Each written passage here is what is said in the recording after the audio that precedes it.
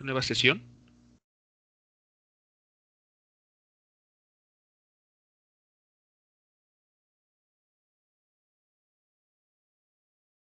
Bueno, de lo que vamos a comentar ahora es de dinámica rotacional. Y bueno, pues siéntanse orgullosos consigo mismos porque pues han logrado llegar al último tema de nuestro curso. Este va a ser el último tema. Con este estaremos cerrando la unidad de aprendizaje de física clásica de su primer semestre. Y el tema va a consistir en analizar para movimientos rotacionales qué es lo que origina que un objeto rote. Hasta hace el tema justamente anterior, no habíamos mencionado nada acerca de qué es lo que causa que un objeto se ponga en rotación alrededor de un eje. Habíamos mencionado, sí, que hay cantidades cinemáticas, velocidad angular, aceleración angular, que la posición angular, en todo caso los ángulos, van a estar cambiando conforme un objeto rota. Hemos hablado de que hay una cantidad asociada a cómo se encuentra la masa distribuida alrededor del eje de rotación, que que mencionamos, se conoce como inercia rotacional o momento de inercia. Pues ahora vamos a responder a la pregunta, ¿qué es lo que provoca que un objeto realice un movimiento alrededor de un eje de giro? Responderemos ahora a la pregunta entonces, ¿cómo se logra que un objeto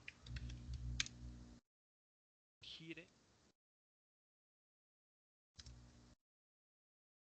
alrededor de un eje?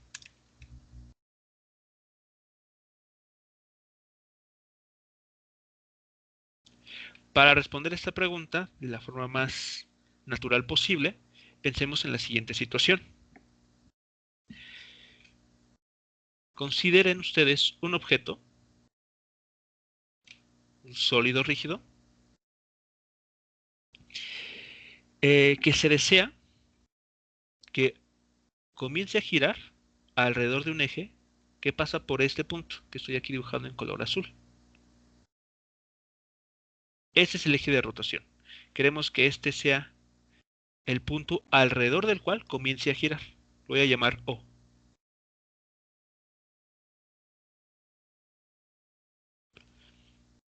Queremos que esta figura, repito, gire alrededor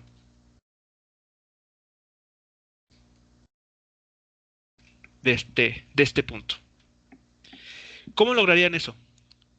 Piensen, ¿cómo creen ustedes que, con base tal vez en su experiencia, qué sospechan que debería hacerse?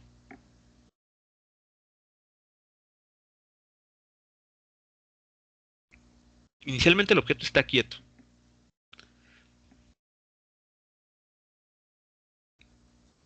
Pues hay que aplicar una fuerza para que cambie su estado Exactamente. de reposo a uno de movimiento. Muy bien. Hay que aplicar una fuerza que, eh, que produzca movimiento. Muy bien. Eso prácticamente viene heredado de las leyes de Newton, ¿no? Si un objeto está en reposo o tiene velocidad constante y no hay nada que interactúe con él, dicho objeto o va a estar en reposo de manera indefinida o va a estar en movimiento con velocidad constante igualmente de forma indefinida. Entonces, si este objeto está inicialmente en reposo y queremos que comience a girar, ese es nuestro objetivo, claro, hay que aplicarle pues una fuerza. Muy bien. La pregunta es, ¿cualquier fuerza que le apliquemos generará rotaciones?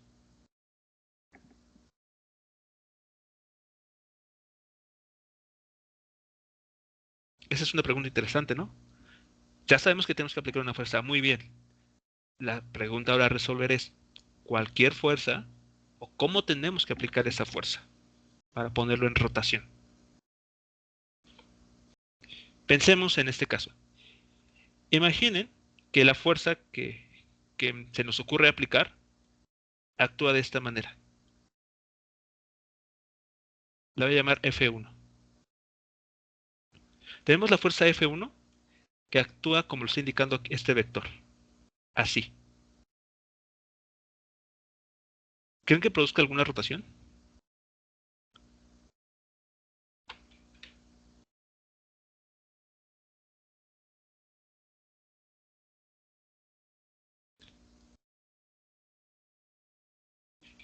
La respuesta es no va a producir rotación. De hecho, lo que va a producir, a ver, voy a tratar de hacerlo con cuidado, lo que va a producir no es una rotación, sino va a hacer que el objeto comience a moverse de esa manera.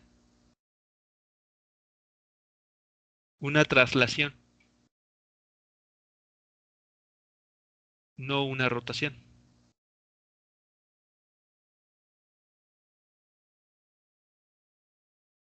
Entonces, sí estamos aplicando una fuerza, sí estamos moviendo el objeto, pero no como no quisiéramos.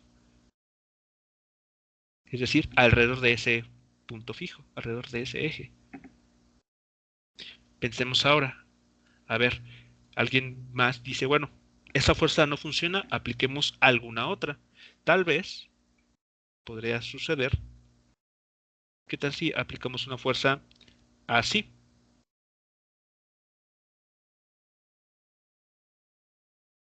Llamémosla F2.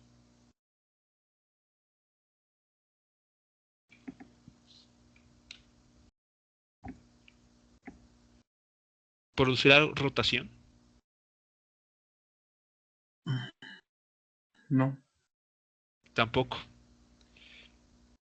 Lo más que va a lograr es empujarlo hacia arriba, pero no ponerlo a rotar.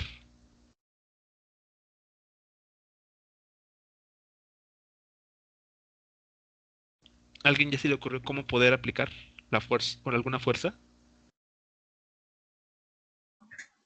Tiene que ser, bueno, creo que en un lugar conveniente, ¿no?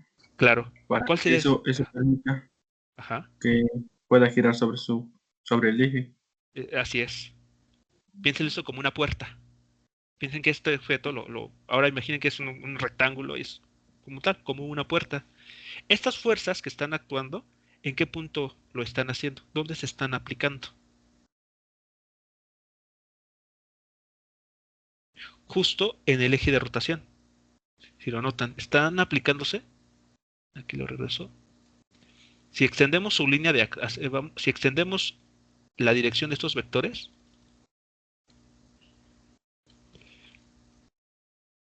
vean que están pasando justo. Aquí lo voy a mejorar para que coincida. ¿Sí? Están pasando justo por el eje alrededor del cual quisiéramos que rote el objeto. Piénsenlo esto en el ejemplo de una puerta en casa o en algún edificio. Si aplicamos una fuerza justo en las bisagras, jamás vamos a lograr que la puerta abra sí, abra o cierre. Tenemos que aplicarla en la orilla, ¿no? Exacto. Por esa razón las perillas se colocan a una distancia del eje de rotación. Entonces la fuerza que hay que aplicar, que en efecto sí hay que aplicar, pero como bien mencionaron, se tiene que aplicar de forma conveniente. ¿Cuál se va a ser esa forma conveniente? A una distancia del eje de rotación. Por ejemplo, aquí. Así mejor, así. Llamamos a esta la fuerza 3. Si aplicamos esta fuerza 3 a esta distancia, a una distancia adecuada del eje de rotación, podemos asegurar que ahora sí, lo que se va a producir es una rotación sobre el objeto.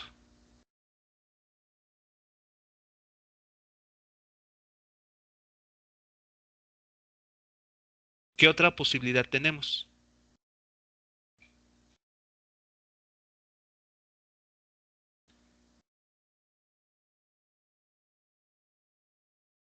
Pensemos ahora, ¿qué pasa si aplicamos una fuerza que tenga esta dirección?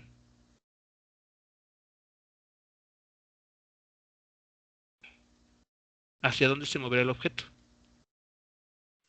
En sentido contrario. En sentido contrario al de la fuerza 3, ¿no? Al efecto que produce la fuerza 3.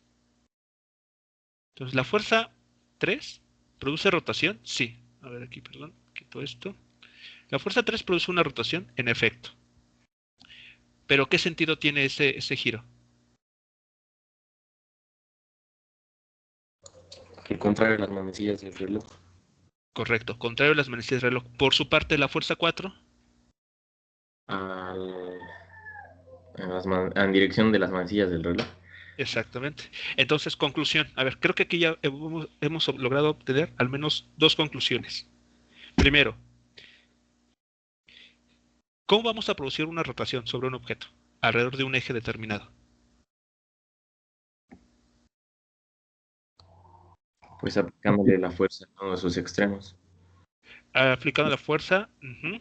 Ok, podemos pensar en sus extremos o en general a una distancia del eje de rotación. Esa sería una primera conclusión. ¿Cuál sería una segunda? ¿Cómo que tiene el papel de cómo apliquemos esa fuerza? O sea, es decir, la dirección de esa fuerza. ¿Cómo afecta ahora? Además, piensen en la fuerza 3 y en la fuerza 4.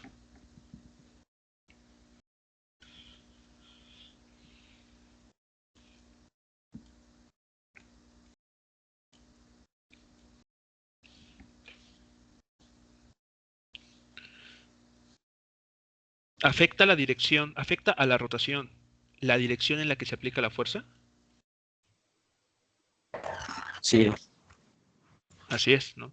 En un caso, por ejemplo, para la fuerza 3, está produciendo rotaciones en contra de las manecillas de reloj, en dirección contraria a las manecillas de reloj. Mientras que la F4 produce también una rotación, pero esta a favor de las manecillas de reloj. Entonces, si ya tenemos una fuerza que va a producir una rotación, también hay que tomar en cuenta cómo es esa rotación producida por esa fuerza. ¿Qué dirección va a tener? Muy bien, entonces vamos a resumir estos resultados. Al aplicar una fuerza sobre un objeto,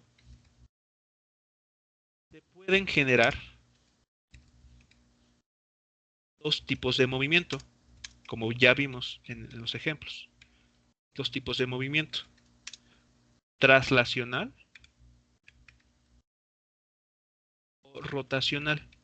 Vamos a concentrarnos en el segundo, en el movimiento rotacional.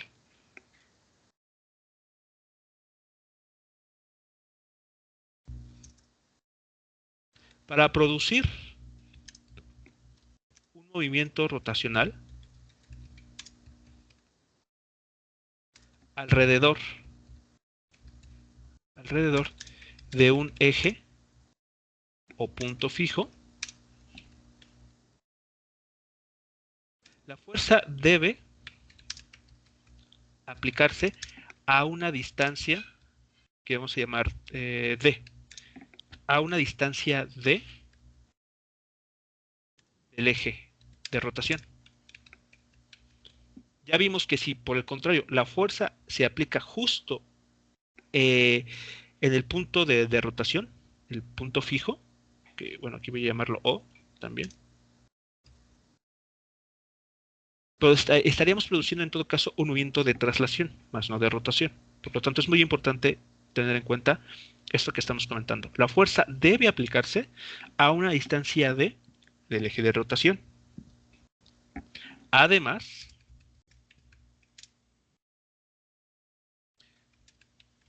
la dirección de la fuerza aplicada determinará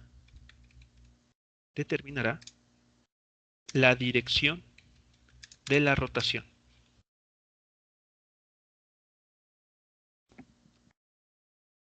Viene el comentario aquí que tal vez les puede sonar a algunos.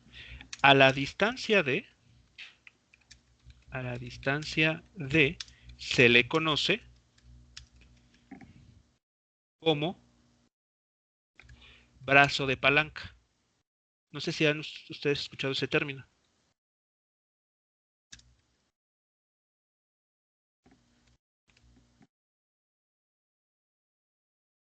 Sí.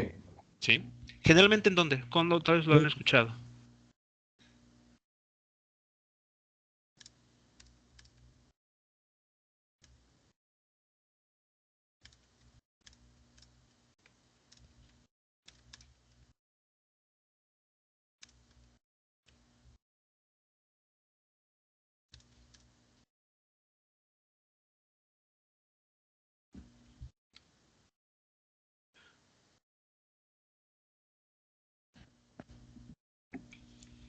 ¿Dónde habrán escuchado ese término?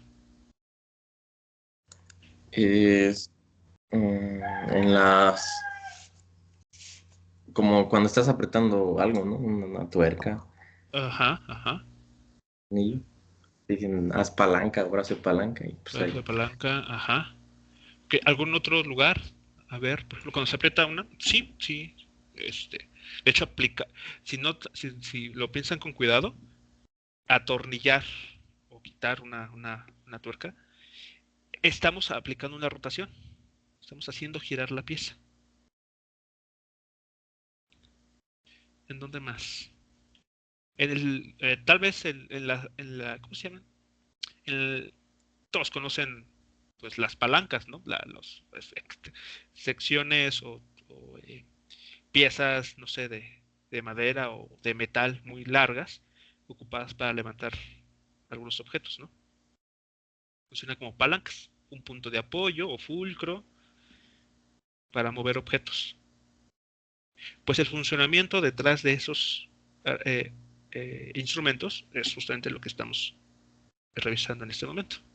Entonces, a la distancia D la vamos a conocer como brazo de palanca y se mide siempre a lo largo de una línea, a lo largo de una recta perpendicular a la línea de acción, a la línea de acción de la fuerza aplicada. Vamos a ilustrar esto que estamos comentando aquí con una figura.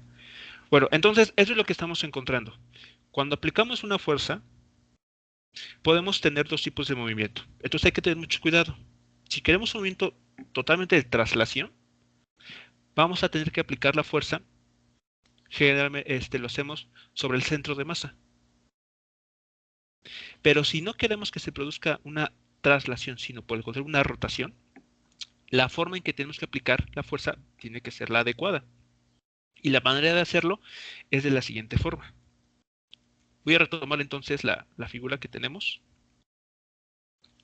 Voy a borrar las fuerzas que ya sabemos que no van a producir rotación. Esas las vamos a quitar. Entonces esta fuerza, la 2, la quitamos.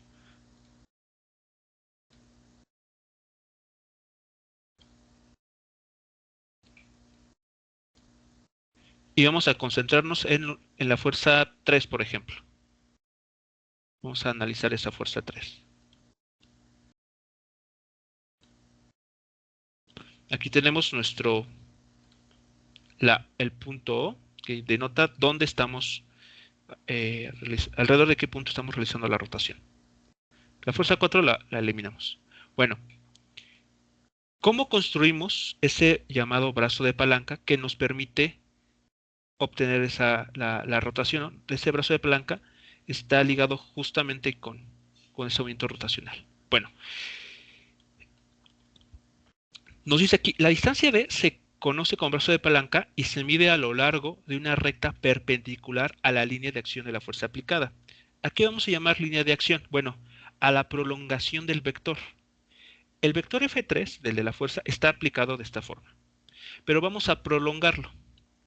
Vamos a extender tanto adelante como hacia atrás al vector. A esta línea es justamente la línea de acción. No forma, y simplemente está construida a lo largo de la dirección del vector. Es una línea auxiliar, por eso la voy a poner como punteada. Es una línea que nos va a ayudar a lo que sigue. Bueno, el brazo de palanca es una distancia. Aquí elijo otro color mejor. Que se va a construir de manera que sea perpendicular a esa línea de acción, como con la inercia rotacional. Podremos unir de varias maneras al eje de giro con el vector de fuerza. De esta manera, de esta otra, hacia acá. Pero ninguna de ellas nos va a servir. Para denotar el brazo de palanca va a ser una línea recta que sea ortogonal a la línea de acción de la fuerza. A esta distancia D es a la que conocemos como el brazo de palanca. ¿Hasta aquí vamos bien con la idea?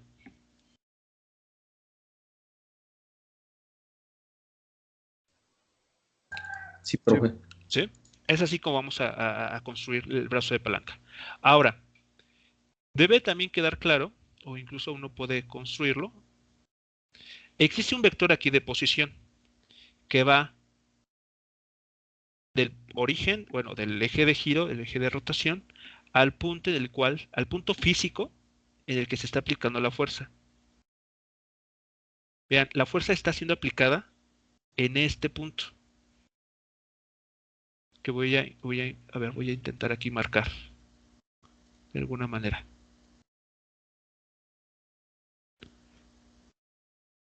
En este punto podemos pensar, vamos a nombrarlo de esta manera, estamos teniendo contacto directo con este objeto.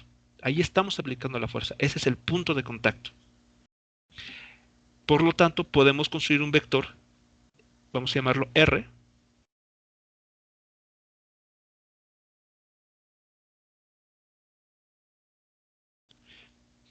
que vaya del eje de rotación al punto de aplicación de la fuerza, al punto físico en el cual se está aplicando esa fuerza. ¿Hasta aquí vamos bien?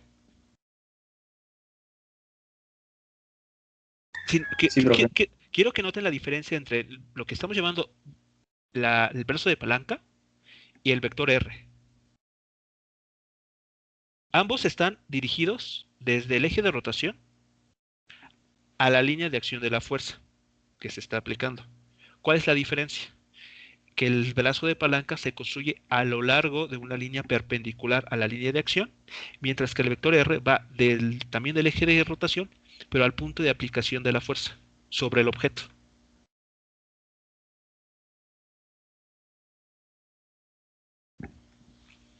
¿Aquí todo bien? Va. Sí, es muy importante que quede claro esa distinción.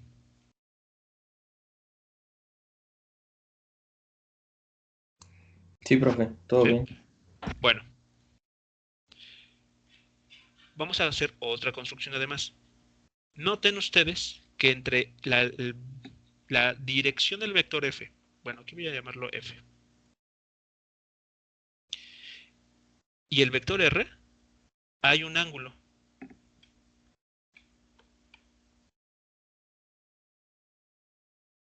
Aquí déjenme ser cuidadoso. Aquí se está formando un ángulo. A ver, voy a recuperar la figura. A ver, aquí está el vector F, el vector R. Así están actuando.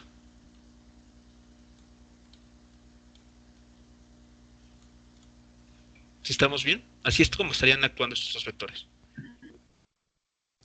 Pero ahora, también recordemos un comentario que se hizo justo cuando comenzábamos el tema de vectores hace mucho tiempo. Mientras que respetemos la dirección y la magnitud de los vectores, podemos nosotros moverlos a lo largo del plano, en este caso de la pizarra, y en todo momento seguiremos hablando del mismo vector. O sea, el vector F lo puedo dibujar aquí, lo puedo dibujar acá arriba, acá abajo, pero mientras mantenga la dirección del vector original o de la figura original, sigo hablando del mismo vector. Bueno, entonces lo puedo poner aquí.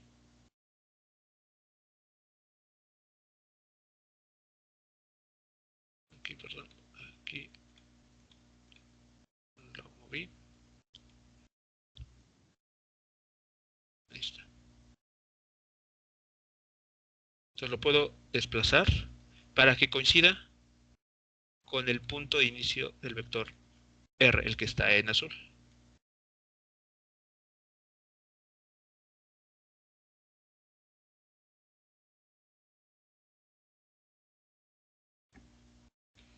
Hasta aquí, ¿cómo vamos con la construcción? Bien, profe. ¿Sí? Entonces déjenme aquí ver. Bueno.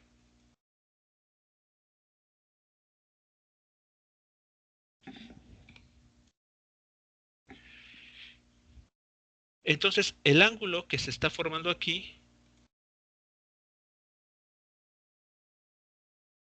se vuelve a repetir acá.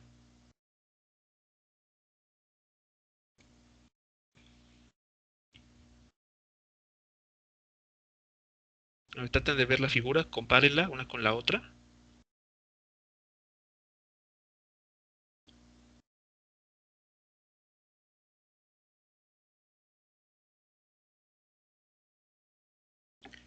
Y díganme si están de acuerdo o no que esa sería, que es el mismo ángulo, después de haber movido los vectores, respetando sus direcciones. Sí, es el mismo. ¿Sí? Bueno. ¿Cómo vamos a relacionar entonces estas cantidades? Porque aquí tenemos un brazo de palanca, tenemos un vector R, tenemos el vector de fuerza, e incluso hemos visto que se forma un ángulo θ entre el vector R y el vector F. Bueno, tenemos la siguiente cantidad física que se va a obtener. Al producto vectorial entre el vector F, el vector de fuerza F y el vector R, que aquí voy a hacer la aclaración, que va del eje de rotación al punto de aplicación de la fuerza sobre el objeto, se conoce como torca.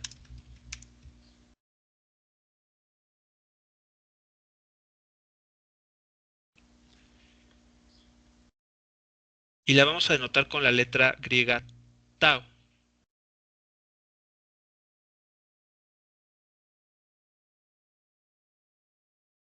Y esta cantidad se obtiene multiplicando el vector R cruz el vector F. ¿Recuerdan esta cantidad?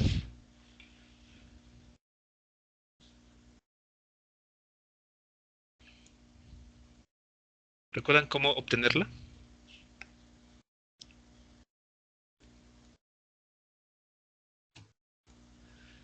Podría ser mediante determinantes de una matriz. Exactamente, se obtiene mediante un determinante. Entonces, aquí hay que irnos hacia los temas del primer parcial, porque vamos a ocuparlo una vez más. Hasta cierto punto lo vamos a retomar. Entonces, a esa cantidad que relaciona ¿cómo se llama?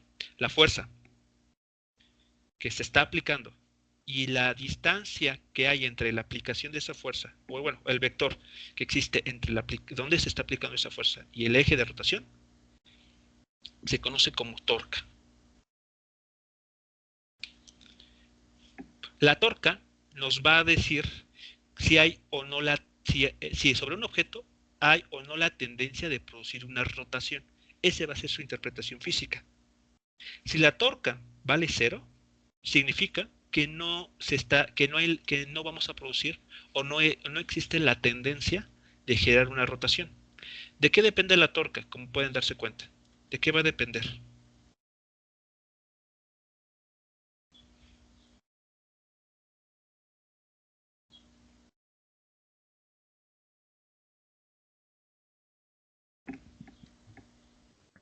Pues de la fuerza que se está aplicando sobre el objeto que va a rotar. De la fuerza. Entonces, si aplicas una fuerza cada vez más grande o cada vez más pequeña, vamos a alterar el valor de la torca. Es decir, si aplicamos una fuerza muy grande, significa que estamos aumentando la tendencia a producir una rotación. Si aplicamos una fuerza pequeña, pues podría ser que apenas si logremos mover logremos rotar al objeto. ¿Vamos ahí bien? ¿Cuál es la... ¿Cómo tenemos que pensar ahora a la fuerza? ¿Cómo está afectando a la torca? Sí, profe. Piensen, eso una forma también de visualizarlo es cuando abrimos una puerta. Si aplicamos una fuerza muy pequeña, tal vez sí logremos poner en rotación a la puerta, pero muy poco. Apenas y lo podremos notar. Pero ¿qué tal si aplicamos una fuerza muy grande? Bueno, pues hasta, imaginemos que queremos cerrar la puerta y aplicamos una fuerza muy grande, pues hasta un ruido, ¿no? Estamos ahí produciendo. Estamos haciendo bruscamente. Bueno, eso es por un lado. Por otro lado, ¿cómo afecta la R aquí? ¿Qué pasa si la R se modifica? También me afecta a la torca. ¿Qué pasa si R es muy pequeña? ¿Qué pasa si esta R es muy pequeña? Se tiende a cero. No va a girar. No va a girar exacto. Es como si en la puerta, en alguna habitación, hiciéramos que la perilla se moviera hacia las bisagras. Estamos acortando la distancia. Esa sería la distancia R. Y si, como el ejemplo, ¿no? Si entre más cerca esté la perilla de la bisagra, más difícil va a ser poner en rotación a la puerta. Va a ser más difícil poderla abrir o cerrar. ¿Qué pasa si ahora, por el contrario, hacemos más alejada la perilla? Pensamos que eso pudiera suceder, ¿no? Aunque pues para una puerta ya tiene las dimensiones bien delimitadas. Pero pensamos que lo alargamos. Se vuelve más ligera el movimiento. Ok. Tal vez la cuestión de las palabras. Es más fácil hacer que cerrarla o abrirla. Es más, hasta tal vez con un ligero, si la perilla está lo suficientemente alejada, tenemos una puerta muy grande, lo siento alejada, tal vez hasta con un ligero empujón, el objeto comienza a rotar. Y eso es porque aumentamos el valor de la torca. Hemos aumentado la tendencia de poder hacer que el objeto comience a rotar.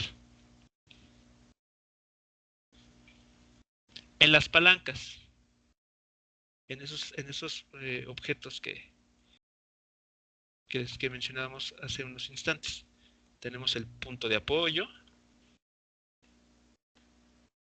tenemos aquí la palanca y queremos mover un objeto muy pesado.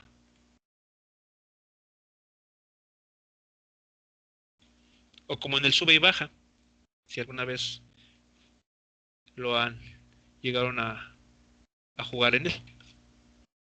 ¿De qué va a depender que podamos mover o no este objeto? De la fuerza que se le aplique al otro De la- lado, ¿no?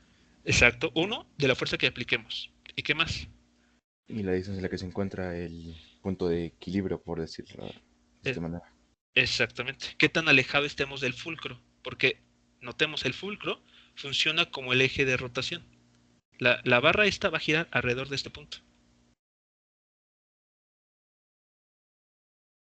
Va a rotar. Este es el eje, el punto O.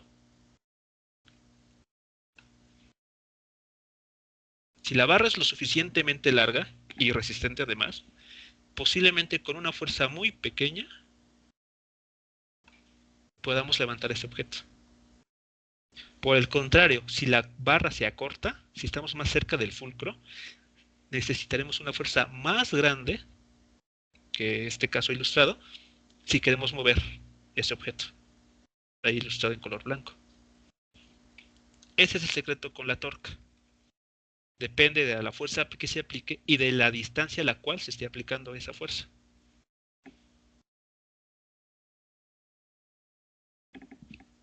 ¿Preguntas hasta aquí? ¿Comentarios? No, profe. No. De mi parte no. Ok. Bueno, vamos a recordar cuánto vale el módulo de la, de la torca, ¿recuerdan? Bueno, perdón, de la torca, no, del módulo del producto vectorial.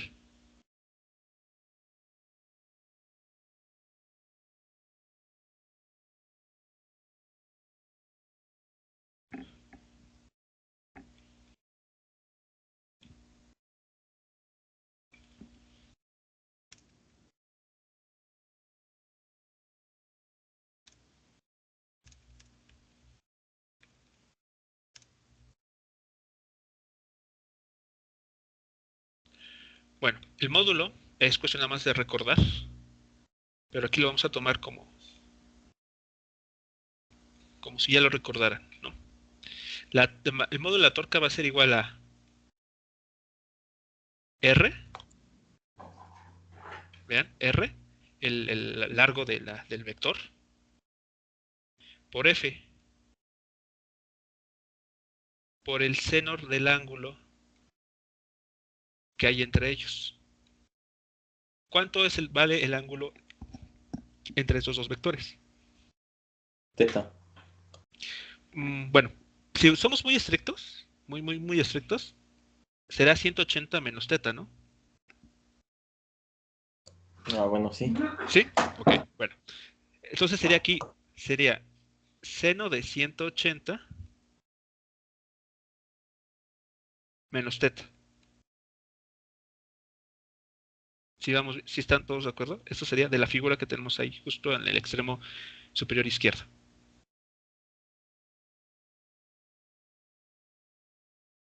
Pero ahora, utilizando identidades trigonométricas, uno puede mostrar que seno del 180 menos teta es seno de teta. Entonces la respuesta dada inicialmente es correcta, pero después de haber aplicado una identidad trigonométrica.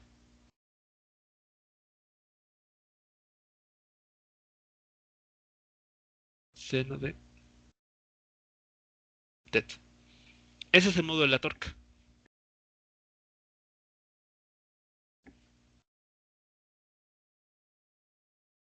Entonces, si ustedes van al tema cuando revisamos en su momento el producto vectorial, se darán cuenta que es la misma expresión.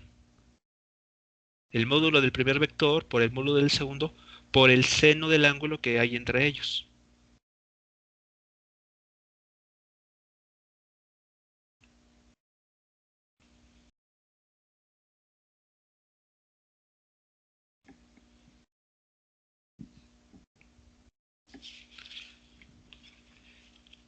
Muy bien, continuamos ahora.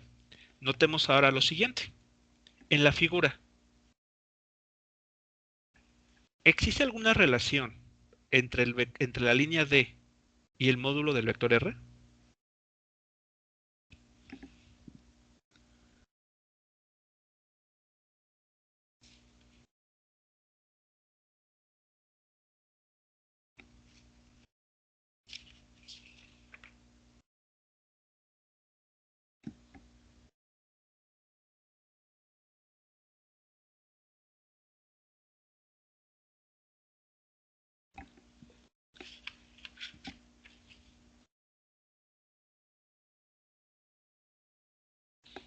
Quiero que presten atención a esta figura.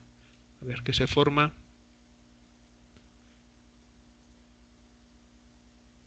con estas líneas.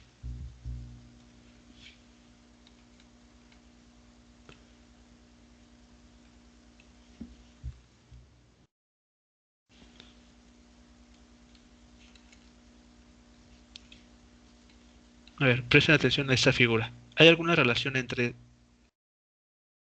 estas tres cantidades?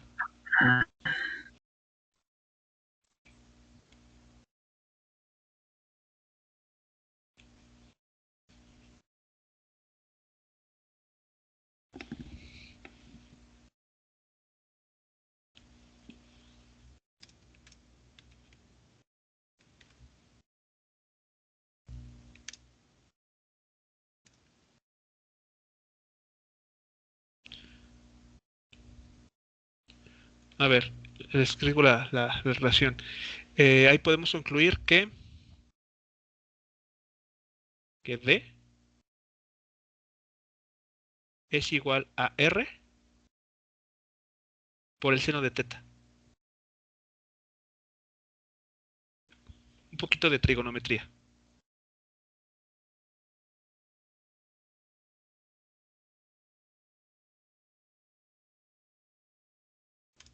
Por lo tanto, la torca, o también se le conoce como o momento de fuerza, también lo van a encontrar en la literatura,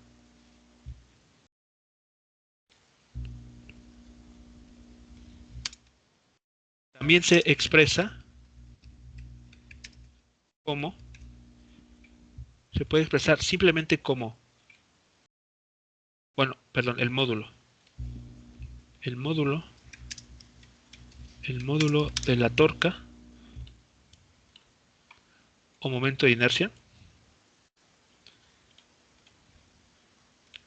se puede expresar simplemente como fuerza por distancia.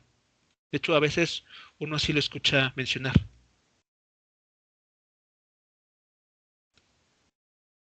Fuerza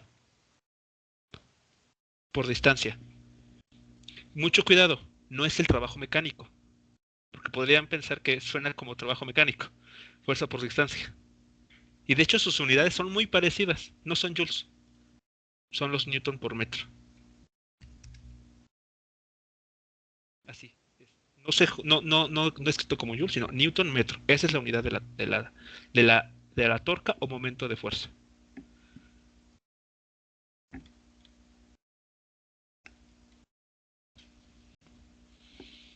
Entonces, así está escrito. Tenemos dos formas, si lo quieren ver así, para encontrar el módulo de una torca. Primero, una de las opciones es la fuerza que se está aplicando multiplicada por la distancia, por el vector, por el módulo del vector que va del eje de rotación al punto de aplicación de la fuerza. Y después multiplicado esto por el seno del ángulo que hay entre estos dos vectores. Ese es un resultado que se obtiene, si lo quieren ver así, desde la teoría de vectores. O sea, esta expresión yo creo que no es nada nueva para ustedes.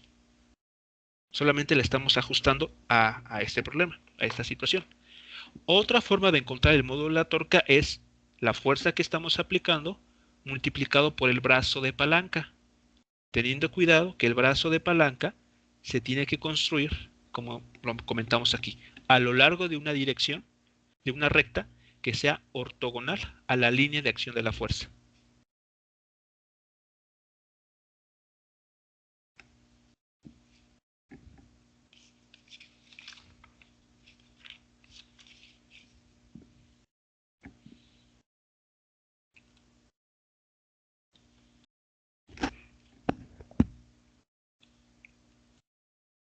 ¿Todos hasta aquí bien? Con, con esta idea. Sí. ¿Sí? Entonces, permítanme, vamos a ir por déjenme buscar ahora un ejemplo para ilustrar esta parte. Un ejemplo simple.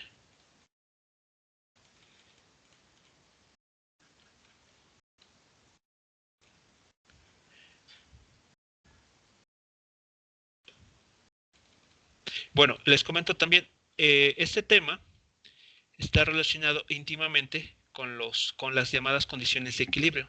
Un objeto va a estar en equilibrio, pensemos en esto, en los que estudian esto de ingeniería civil, ¿no? Que analizan estructuras. Uno tiene que, en esos casos, ser cuidadoso y, y las condiciones de equilibrio van a estar dadas por la suma de fuerzas tiene que ser cero, es decir, que no se produzcan traslaciones. Y aparte, que la suma de las torcas también sea cero, para que no se produzcan rotaciones. Esas son las llamadas condiciones de equilibrio. Que, bueno, si da oportunidad, las revisaremos al menos con un ejemplo. Bueno, a ver, aquí está. ¿Recuerdan la regla de la mano derecha?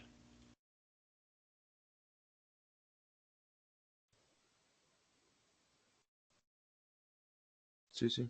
Sí. Bueno, la regla de la mano derecha, antes de que se me olvide, qué importante. Recordemos que el vector, bueno, el producto vectorial sigue siendo un vector, por lo tanto tiene una dirección. Y utilizando la regla de la mano derecha, uno puede conocer la dirección de ese vector. Entonces, observación. La dirección de la torca se puede obtener aplicando la regla de la mano derecha.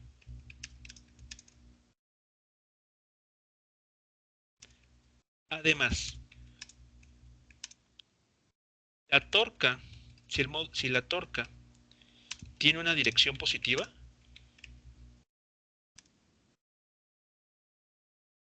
significa que la rotación, ¿hacia dónde se imaginan que va a realizarse? ¿A favor o en contra de las manecillas del reloj? En contra, ¿no?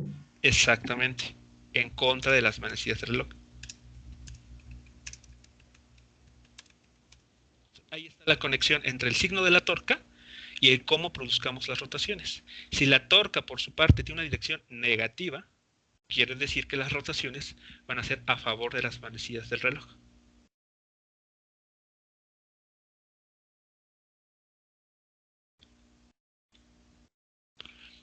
Bien, entonces aquí un ejemplo bastante simple para ilustrar esta parte. Nos dice lo siguiente. Justamente lo que mencionaron de las tuercas. Este ejemplo queda muy ad hoc a ese caso. Dice, un maquinista usa una llave inglesa para aflojar una tuerca. La llave tiene 25 centímetros de longitud y ejerce una fuerza de 17 newtons en el extremo del mango, formando un ángulo de 37 grados, como ahí se muestra. ¿Qué torca ejerce el maquinista alrededor del centro de la tuerca?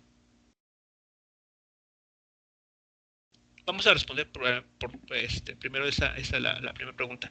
¿Qué torca ejerce el maquinista alrededor del centro de la tuerca? Entonces, no sé si se habrán notado que dependía por ejemplo, una llave inglesa, hay de distintos tamaños.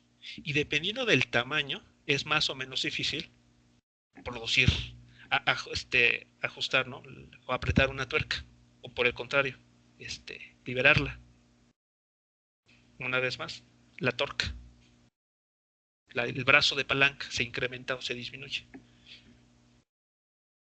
Bueno, el inciso A, ¿cómo podemos conocer entonces el valor de la torca que se ejerce sobre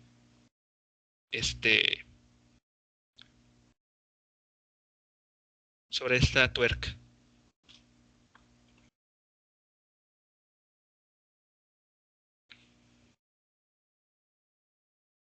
A ver, entonces sabemos, por lo que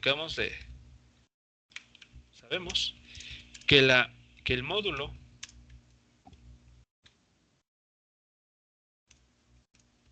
de la torca, ¿qué forma tiene?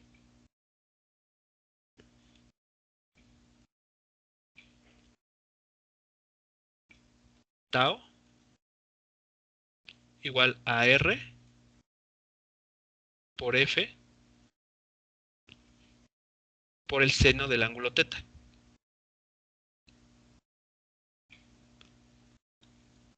Lo único que hay que aquí tener cuidado es medir bien ¿cómo se llama? Estos vectores, identificar también de manera correcta el eje de giro para tener todas las cantidades adecuadas. Aquí, este sistema, ¿dónde está el eje de giro en este problema?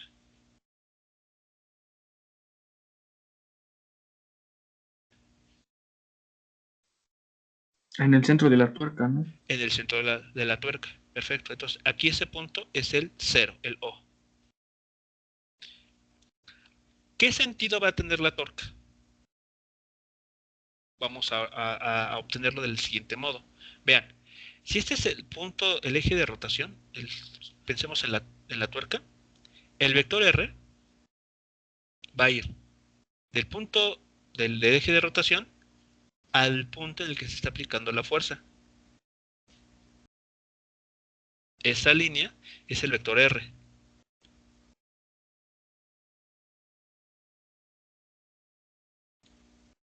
La fuerza que se aplica, evidentemente, es la flecha que ahí está colocada en color rosa.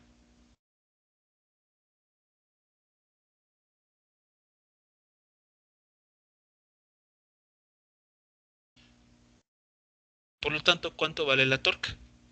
Creo que ya tenemos todos los datos, ¿no? Bien, voy a retomar la figura. El vector R tiene esta dirección. La fuerza está orientada de esta forma. Voy a tratar de respetar la figura. La orientación de la figura. Creo que está así, más o menos. Nos dicen que el ángulo entre que ahí señalado vale 37 grados. Prolongamos estas líneas.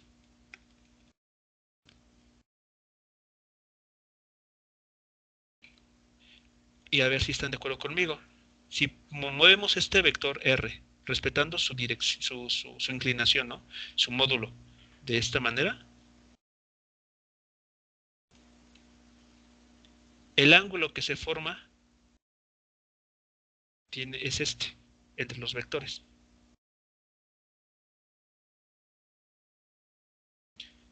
No sé si están de acuerdo conmigo que vale 180 menos teta.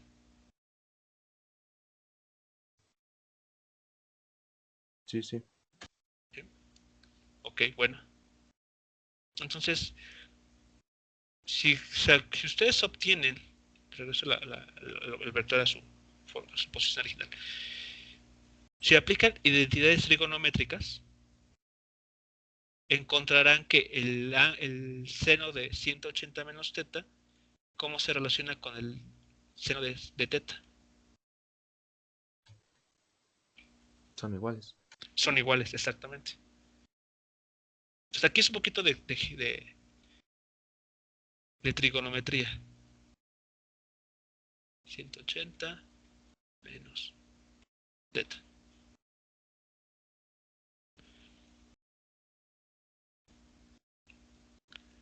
Pues es lo que sabemos. Sabemos que ese es el módulo de la torca. De la figura tenemos entonces, vean que este ejemplo es bastante simple. La torca va a ser simplemente R. ¿Cuánto mide R?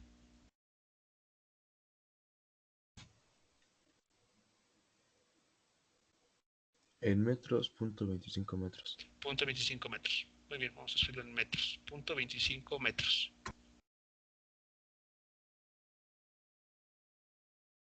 La fuerza que se está aplicando,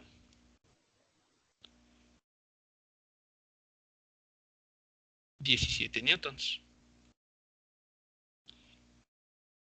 Y el seno del ángulo que hay entre ellos, de manera estricta, deberíamos escribir 180 menos teta. Pero utilizando identidades trigonométricas, vemos que eso es equivalente a calcular simplemente el seno de 37 grados.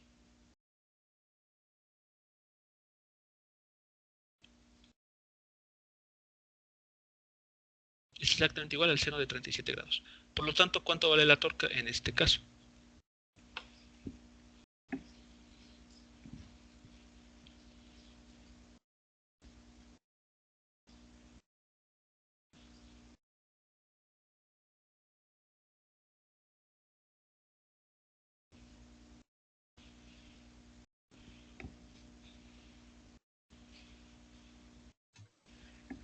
Da de 2.55 newton metro.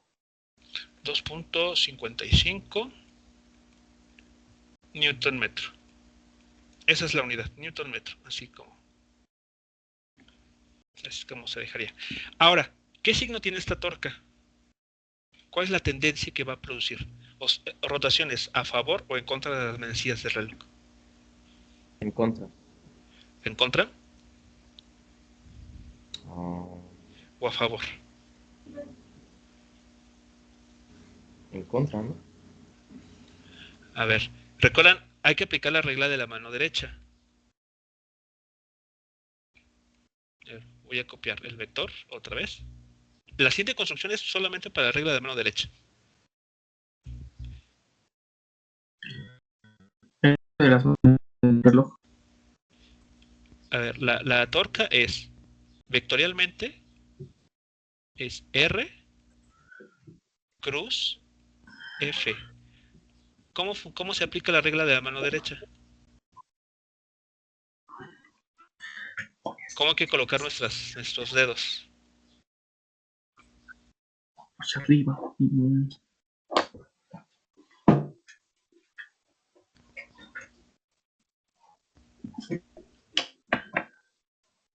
A ver, recordemos, la palma de la mano derecha, evidentemente, se coloca sobre el primer vector.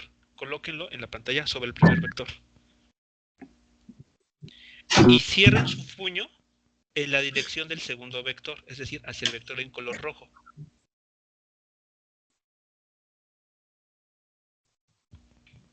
¿Hacia dónde está apuntando su pulgar? ¿Hacia ustedes o hacia el interior de la pantalla?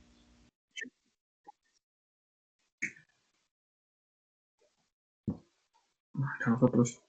Hacia ustedes. Entonces es una torca con signo positivo. Si fuese hacia el interior de la pantalla, estamos hablando de una torca negativa. O con signo negativo, mejor dicho, dirección negativa. Entonces, ¿cómo resumimos esta información aquí? De esta manera.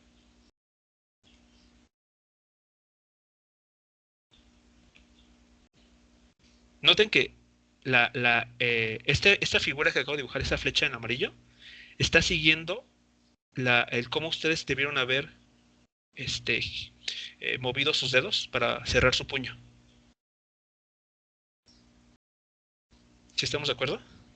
Así es como deben haber formado. Si le hicieron bien la regla de mano derecha, así es como debieron haber seguido esa dirección debieron haber seguido sus dedos para formar el puño. Si hubiese sido la dirección opuesta, sería así. Bueno, esto que estoy dibujando es para indicar que la torca tiene una dirección positiva. Por lo tanto, las rotaciones que va a producir esta llave inglesa sobre la tuerca son rotaciones en contra de las manecillas del reloj.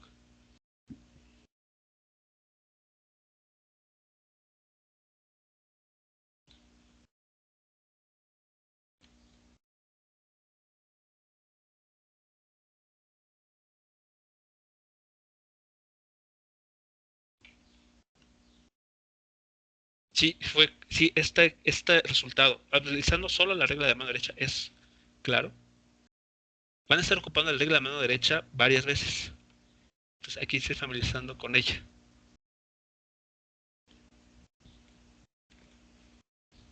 Entonces aquí lo voy a indicar de esta forma. Mejor así.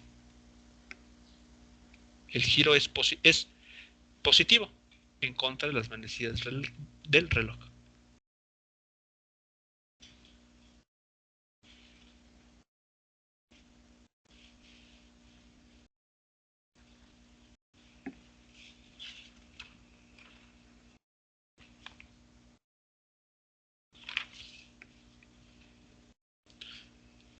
¿Comentarios, dudas de esta parte?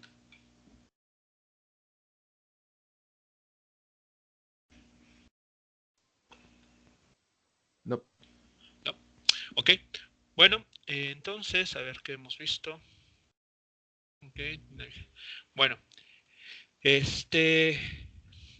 la siguiente clase vamos a vean de lo que hablamos el día de hoy fue para responder esta pregunta: ¿cómo se logra que un objeto gire alrededor de un eje? Esta clase básicamente se trató de eso, en dar los argumentos necesarios para justificar cómo es que se tiene que aplicar una fuerza para producir una rotación sobre un objeto. Tenemos que considerar entonces un brazo de palanca y la fuerza aplicada. Dependiendo de de esa distancia, o sea, el brazo de palanca, vamos a producir o no un giro sobre el objeto que rote. También dependiendo de cómo apliquemos esa fuerza, vamos a producir una rotación en sentido positivo o en sentido negativo. Lo que vamos a ver en la siguiente clase ahora es la conexión. Vamos a llegar a establecer lo que conoceremos como la segunda ley de Newton para rotaciones. Si sobre un objeto se produce una torca más grande que en otra situación, va a producir entonces una aceleración angular. Si recuerdan entonces, la que vamos a llegar es la siguiente. De manera lineal, recuerden ustedes, si yo quiero una aceleración cada vez más grande, pues tengo que aumentar la fuerza. Pero aquí la masa me va a estar como que ahí me va a estar jugando en contra hasta cierto punto. ¿Qué va a pasar en las rotaciones? Pues lo que vamos a estar interesados es producir aceleraciones angulares. ¿Quién las va a producir?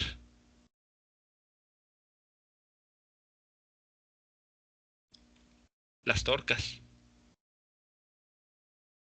La torca o momento de fuerza son los que van a producir aceleraciones angulares. ¿Y quién creen que juegue el papel de la masa? ¿Quién se va a oponer?